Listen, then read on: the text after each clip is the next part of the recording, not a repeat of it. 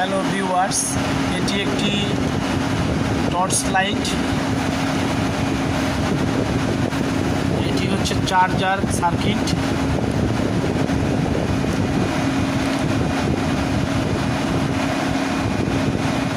এটি হচ্ছে charger circuit.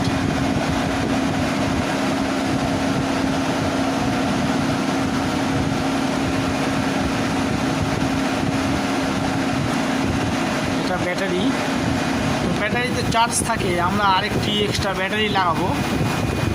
তো কেবিনের মধ্যে জায়গা না থাকায় আমরা এখান থেকে কানেকশান দিয়ে প্যারালাল করে আমরা বাহিরে এক্সট্রা করে একটি ব্যাটারি লাগাই দিব, যাতে চার্জটা অনেক বেশি যায়।